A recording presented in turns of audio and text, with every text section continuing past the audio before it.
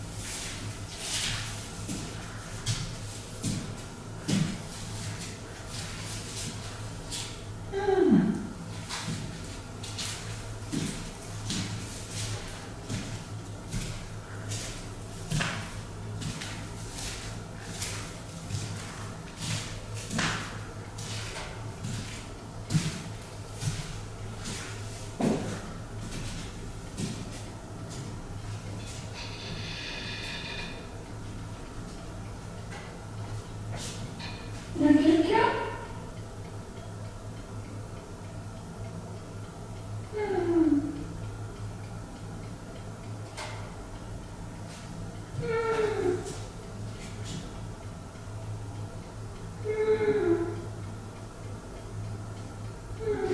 Les invités ne viennent pas?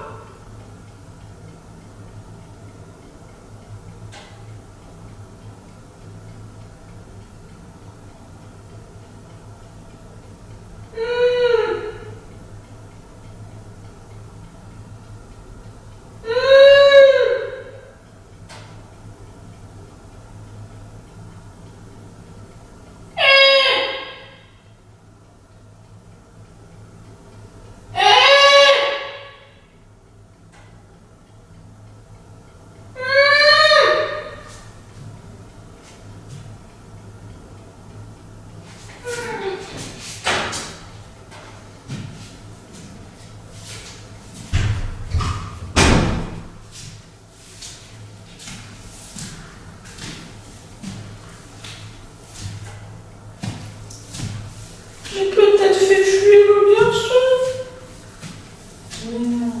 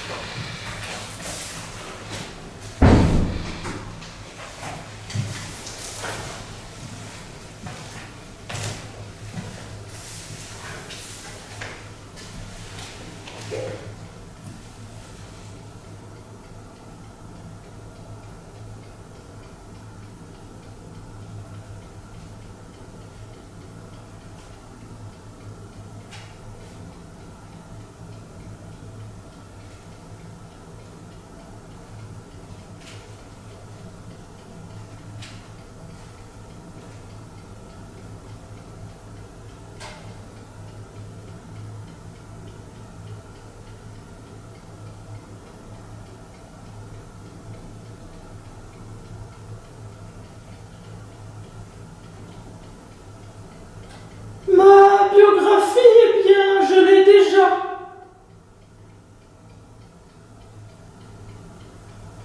Quand je suis venue au monde, mon père m'a déjà maudite. Et ma jeunesse s'est passée comme ça. Rien que des coups. Rien que des baignes. Et pas du tout d'amour de la part des parents.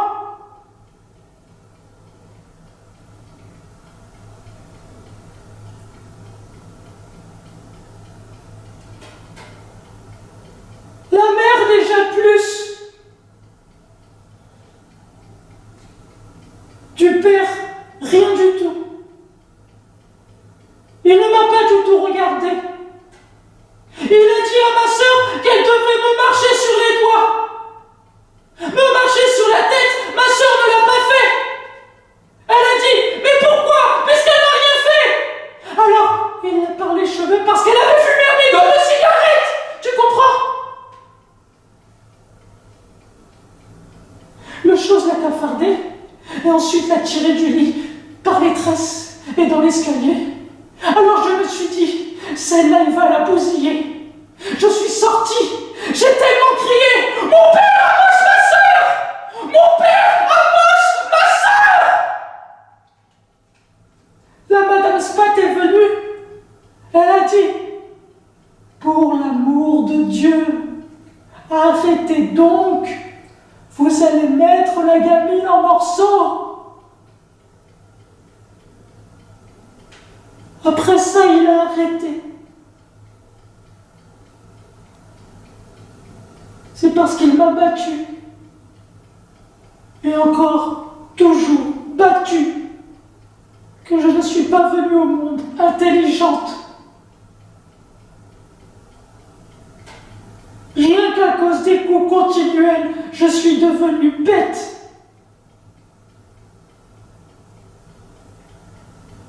Après, j'ai été mise sous tutelle. C'était à Zwielfalten.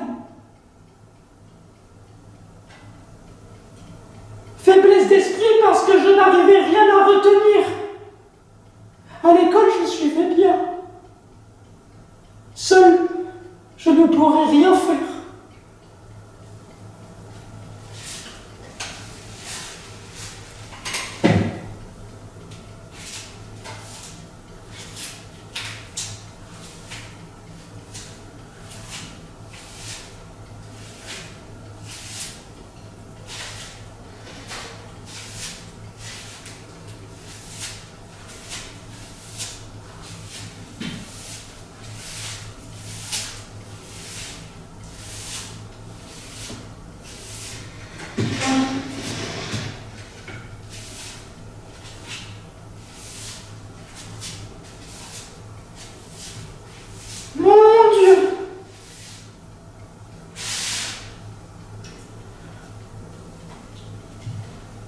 monstre de ring, il m'a marié avec le marchand de bestiaux.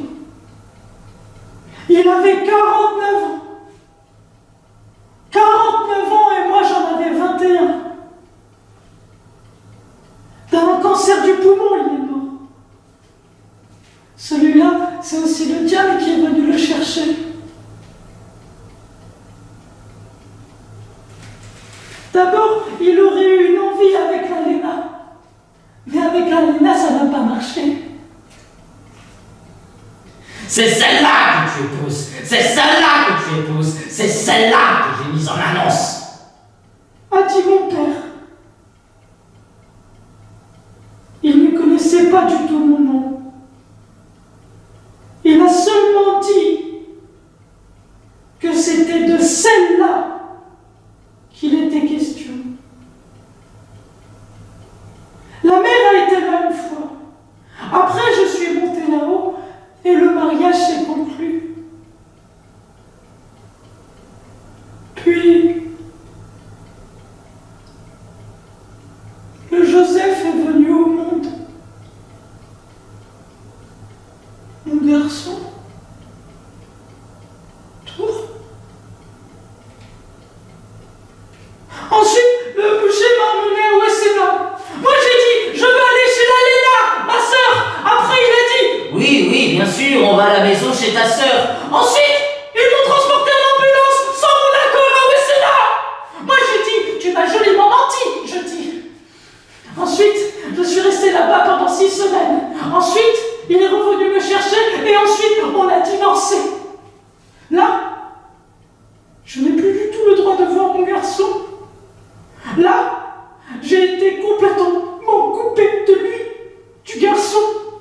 Là, je suis devenue complètement dingue. Là, je n'ai plus du tout le droit de rien voir du tout. Là, j'ai vagabondé comme une bohémienne. Parce que je ne savais pas où aller. Où est-ce que j'aurais dû aller? J'ai vagabondé comme une bohémienne sans papier. J'ai aussi, sans papier, travaillé dans les chemins de fer. Je ne sais plus dans quelle ville c'était. J'étais simplement tout à fait désespéré. Je mourais de faim. Le meilleur soutien, c'était la Léna, ma sœur. Meilleur soutien.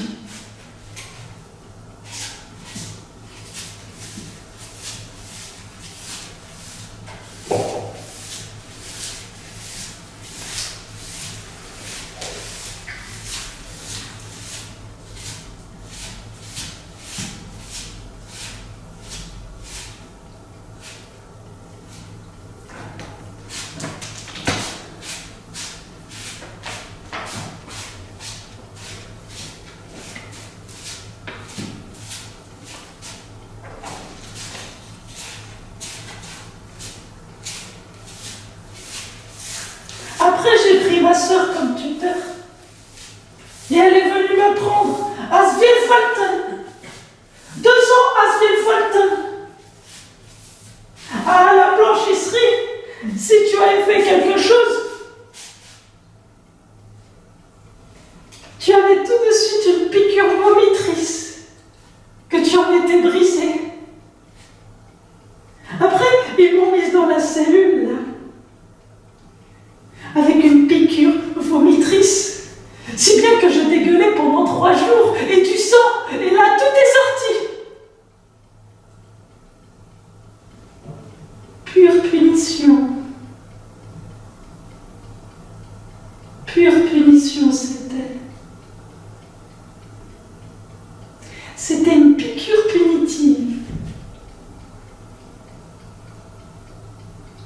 J'étais totalement finie, totalement sur les nerfs, mais dans le cerveau. C'est seulement à Svilfolten qu'ils m'ont donné les piqûres vomitrices. Ça existe. Les gens, si je leur raconte, ils disent « ça n'existe pas, ça n'existe pas, ça existe bien, ça existe bien ». Ça, si je le raconte à quelqu'un,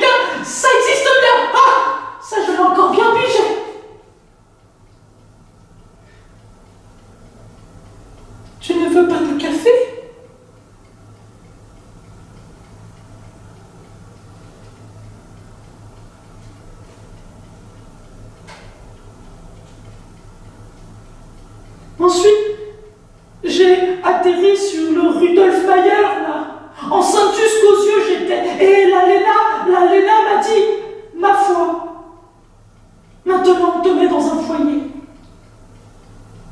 C'était près de Waterstetten, tu sais, près de Linden. Et il y avait comme ça, là, un foyer ouvert. Et il y avait une mauvaise infirmière, là. Le rouquine. Elle pouvait pas me sentir. La fois, je lui ai dégringolé sa petite coiffe à celle-là parce qu'elle m'avait donné une gifle. Tu comprends? J'étais énervée et tout. Ensuite, tout de suite, ils m'ont mis, mais pas tout de suite, quelques jours après, ils m'ont mis à Ars. Enceinte jusqu'aux yeux, j'étais. N'est-ce pas que tu bois une tasse de café en gras?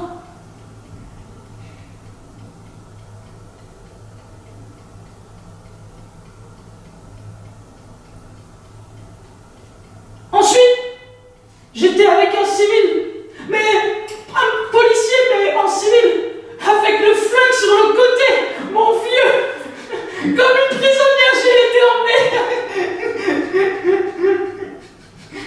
Prison, waouh. Là, moi, je savais quand je sortirais, mais à Ars, tu ne savais pas quand tu sortirais. Après, ils m'ont mise dans la cellule. Moi, j'ai dit, mais pourquoi? Je n'ai rien fait. Et il y a deux infirmières, là. Elles m'ont d'abord battue et j'étais toute bleue, là. Et après, elles m'ont attaché à un chariot à repas avec les choses là-haut et elles m'ont mise dans la cellule avec une piqûre somnifère. Si bien que j'ai dormi. Et après, j'ai été dans la division 7. Et dans la division 7, je suis restée jusqu'à ce que ma sœur m'ait à Schönbrunn. Tu sais, Schönbrunn, près de Rome-Rousse. Et j'étais en train, comme ça, à Dachau, au ciné. Et il y avait un prélat, là, un directeur comme ça. Il avait appris que j'avais été au ciné. Et pour lui, c'était un péché. Un grand péché. Il a dit. Une chose pareille, on n'en a que faire. Mais je n'avais aucun péché. Toute ma vie n'a été que chemin de croix. Parce que j'avais été au ciné.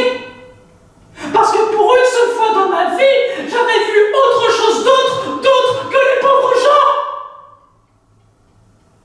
Toute ma vie n'a été que coups, et que bourrades, et que raclées, et que railleries, et que moqueries, et rien que des affaires comme ça. Je n'ai pas encore vécu une heure de bonne de toute ma vie.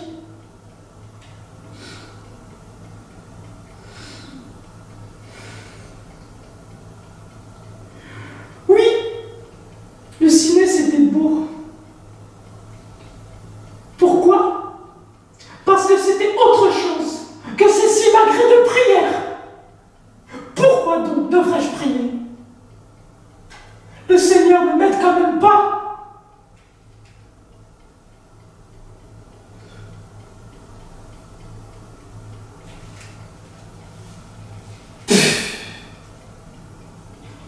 Rien. Rien. Rien. Rien, Jules. Rien. Rien, non.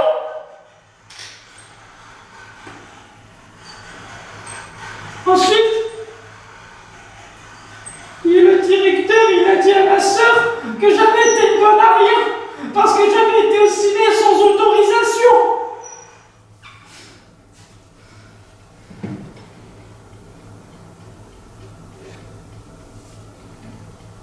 Et alors après, j'ai travaillé à Dorfkirchen, au dehors, à la ferme. Comme une domestique, j'ai travaillé, pour 10 marks dans le mois. mars dans le mois.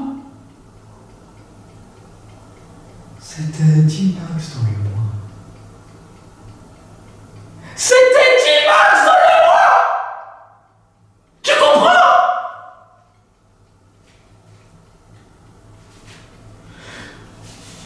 N'aie pas peur si je tourne le bouton de la machine à réchaud.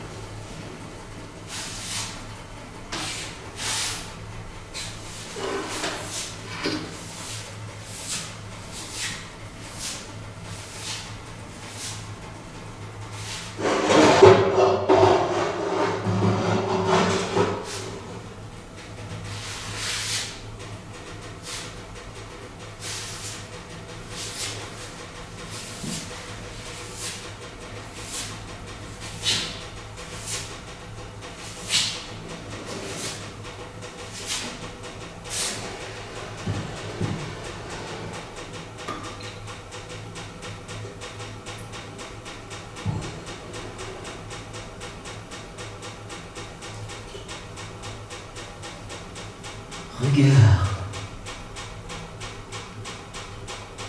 Tu as renversé le café maintenant. Et la nappe. De quoi elle a l'air? Il va falloir que je la mette à tremper tout de suite.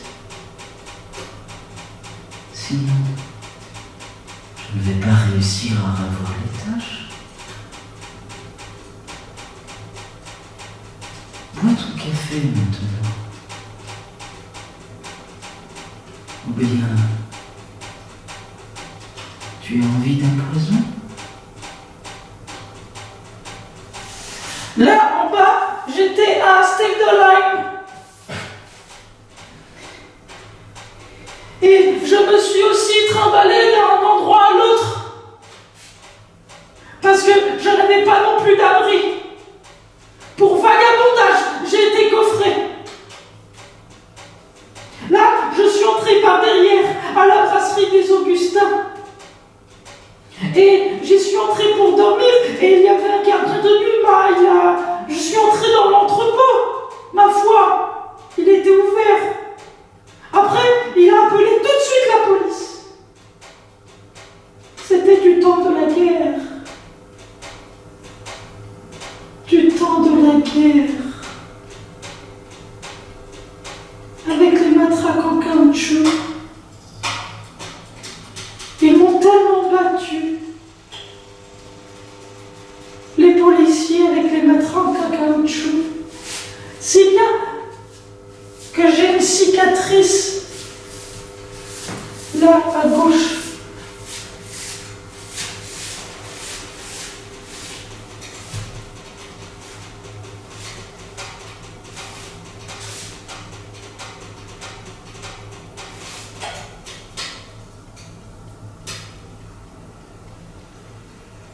Une vraie, une profonde.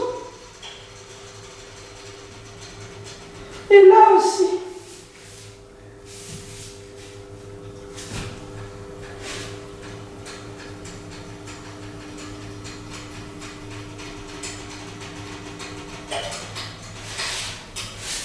Ils m'ont inondé de sang au poste. Bien sûr, je me suis défendue. J'ai dit, mais pourquoi? Puisque je n'ai rien fait. Pour vagabondage. Assis, m'entrer dans la cellule et ça puait là-dedans parce qu'il y avait les cabinets à côté.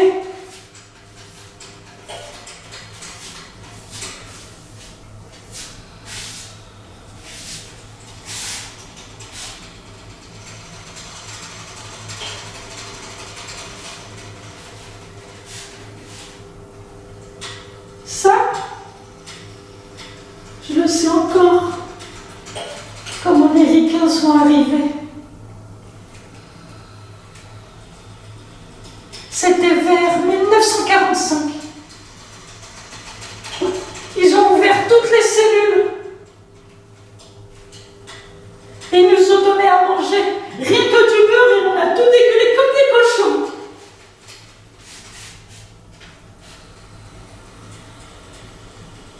Ensuite, les Américains ont occupé.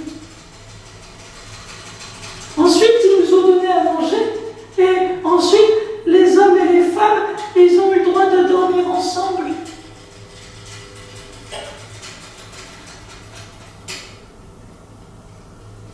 Et ils ont le directeur de la prison.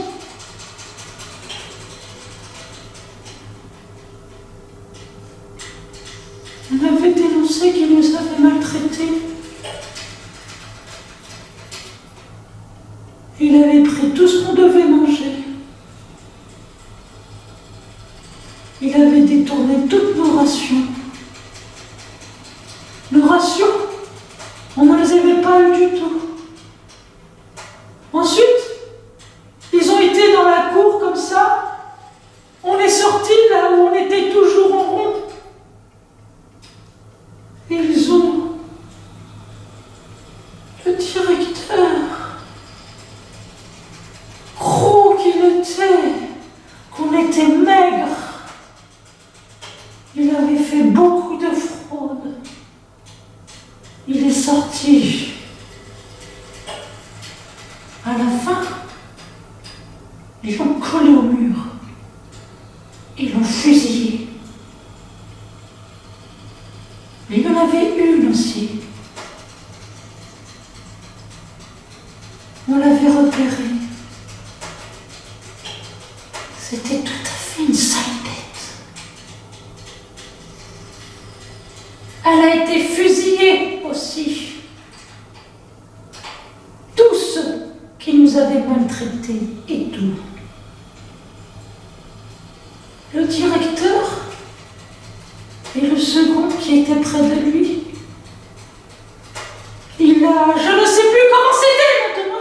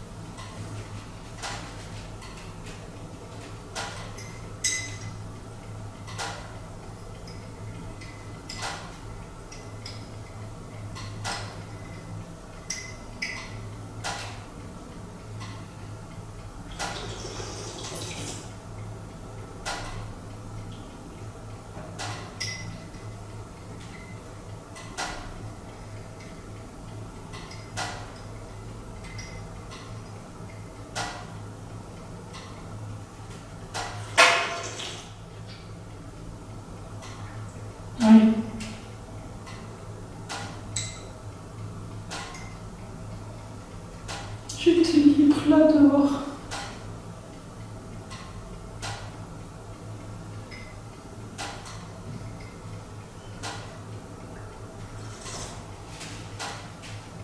Et ensuite, la Léna m'a procuré un poste au sanatorium pulmonaire.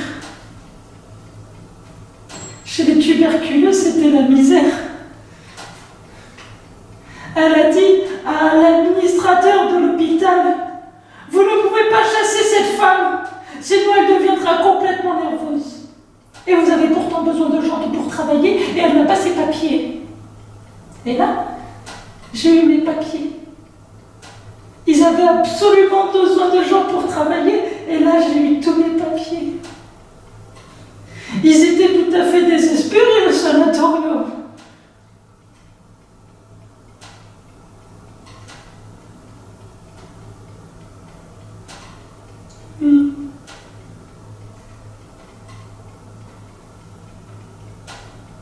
J'étais heureuse.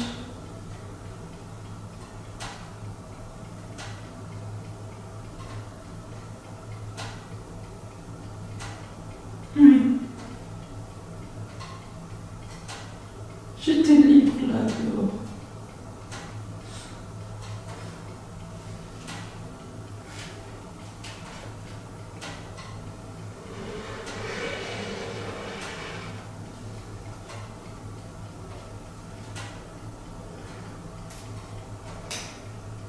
Une tasse de café en grains, c'est quelque chose de bon. Je peux me l'offrir chaque jour maintenant.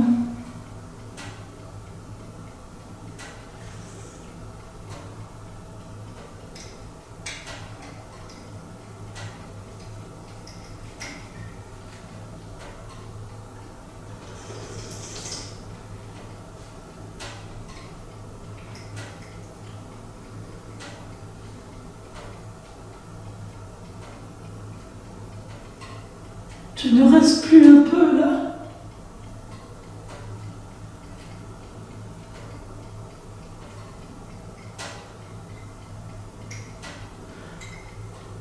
Où est-ce que j'ai mis le cyanure?